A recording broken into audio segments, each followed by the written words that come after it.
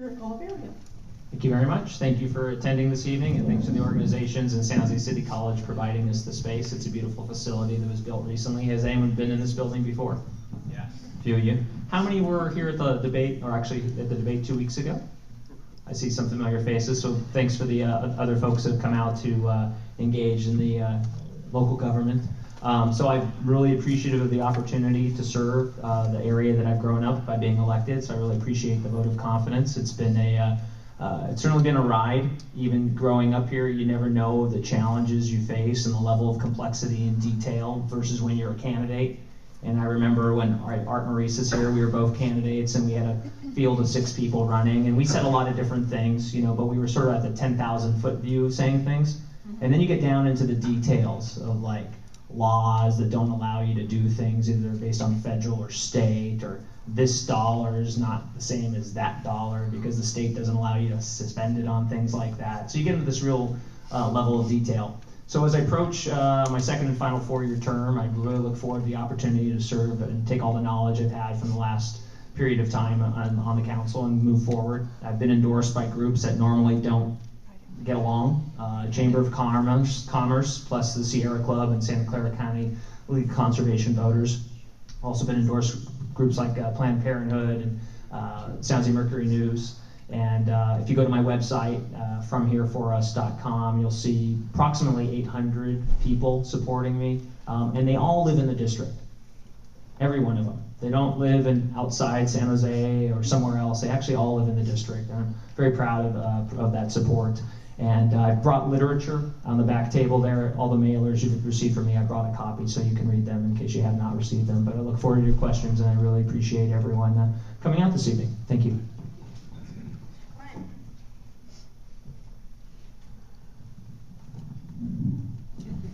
Thank you. Is this on now? Yeah. Thank you.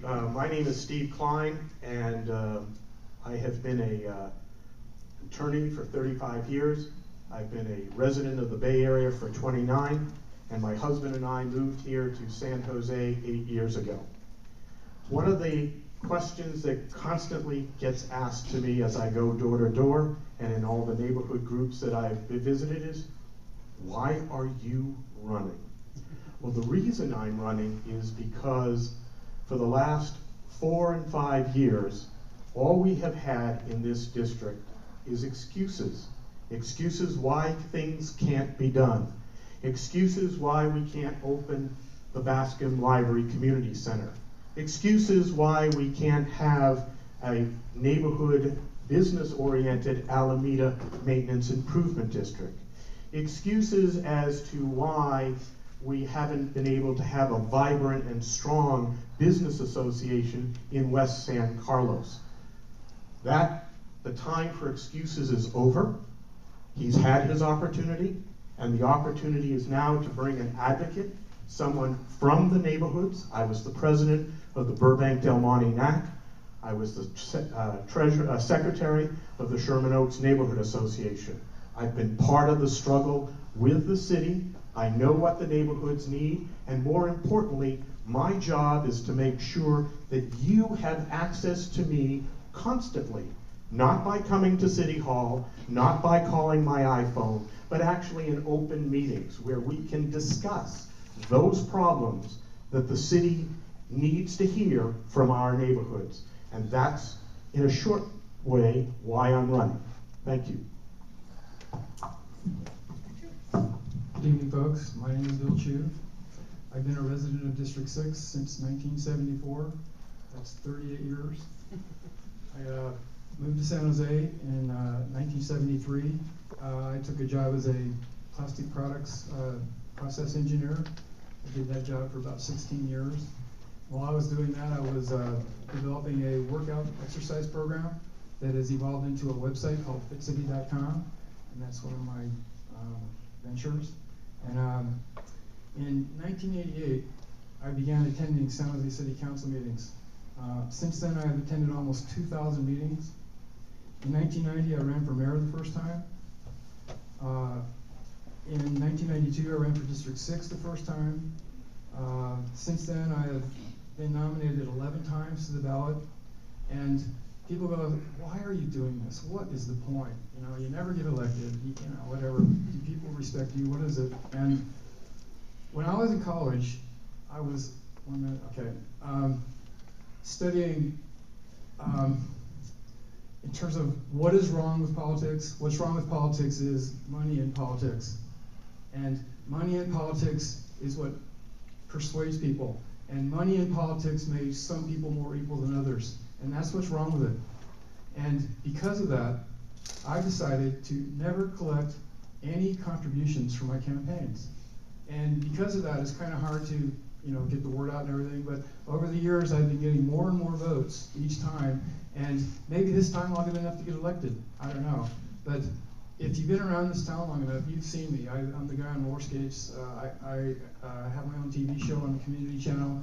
And so I feel that our familiarity is what really needs to be pointed out here in terms of your voting for me. So thank you very much. Thank you. We will start with the questions, and we'll go the same direction for now, but I think we'll mix them up. You'll get the first, that's the next question first. We may as well start with a big one. Mr. Oliverio, what is your position on Measure B?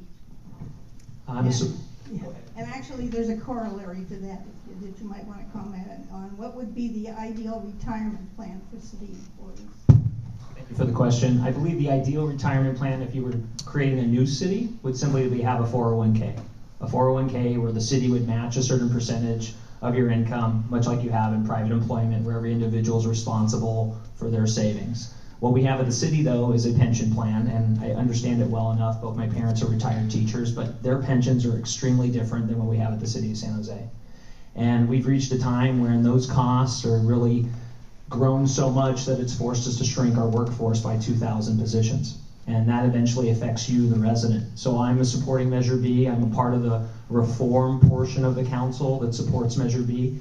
Once we get past Measure B, then we'll look towards increasing salaries of those positions that are deemed necessary for, are hard to get or harder to recruit for them. But you can't have every penny of your tax dollar go to a pension system. You have to have it be more equitable to services to residents. Kline?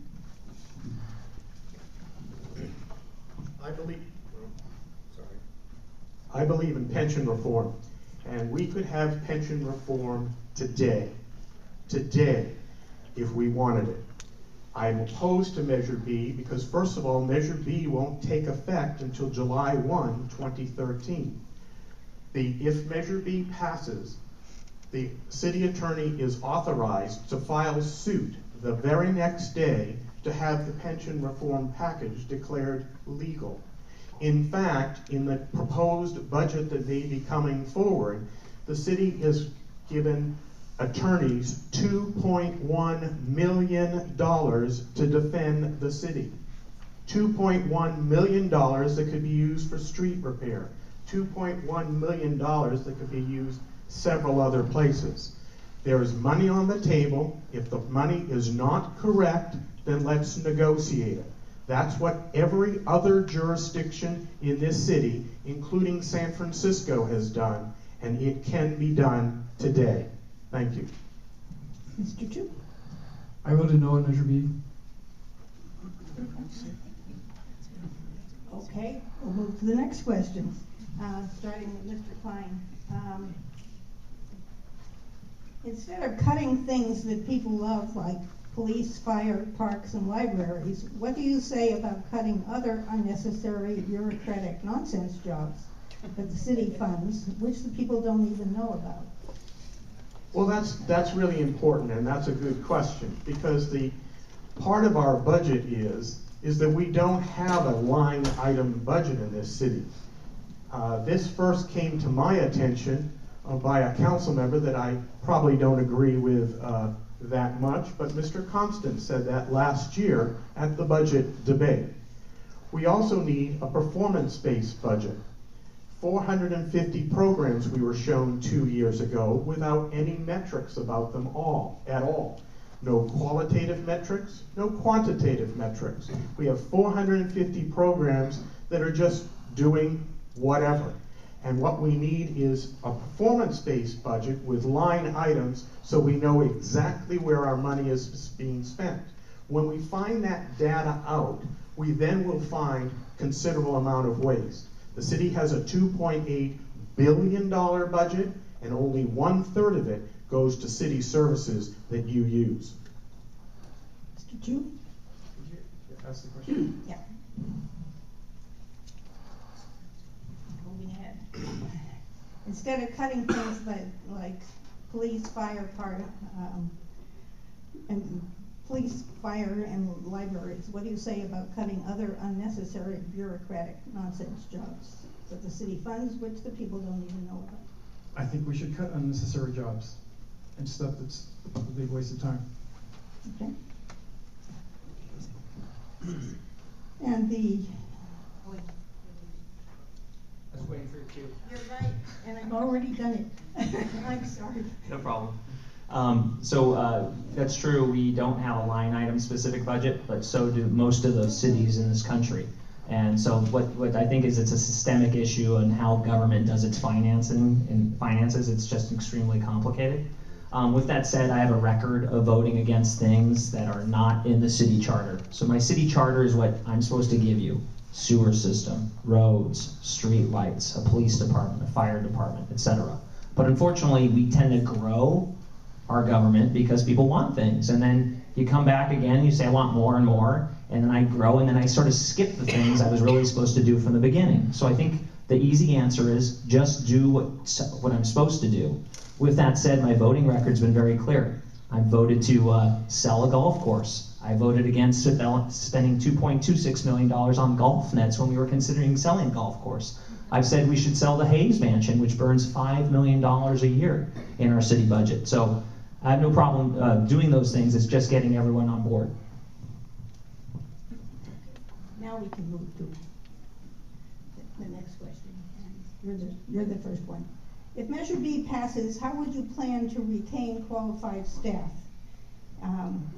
Current attrition rates are at 30% in many departments. I have no clue. I mean, why would they stay?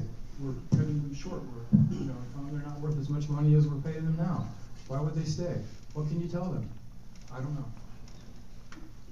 Okay, yes. So if you have a position and you have hundreds of people apply for that position, then keep the salary the same. If you have a position that only 10 people apply for, and that's not enough, then increase the salary of that position. Just like in society, a really talented engineer makes more than someone who probably didn't go to college. That's the way things work on compensation and salaries. That's what we'll need to do as we move forward. Give you an example. They say, so you've heard some people, no one wants to work here. We just had 3 positions open in the planning department. We had 400 applicants and 393 of them had planning degrees. So the reality is people do want to work in government and they will continue to work in government, but we need to evolve and price the salary appropriately for the skill set that the city needs. If we rely on salaries alone, we're not going to be competitive with other jurisdictions. We can create a second-tier pension program which is viable, competitive, and works very well to compete with those other jurisdictions. You have to have the coalitions, you have to have compromise, you have to do it. I'm deeply concerned of what's going to happen if Measure B passes in July of 2013 when people start over this year leaving this city in floods. What you lose is institutional memory. And let's take a police officer or a firefighter. What San Jose will become will be the training ground for other cities. We will invest hundreds of thousands of our good tax dollars training someone, and because of the poor salary and poor benefits, they will go elsewhere in 2 or 3 years. So there is more to this than just the bottom line.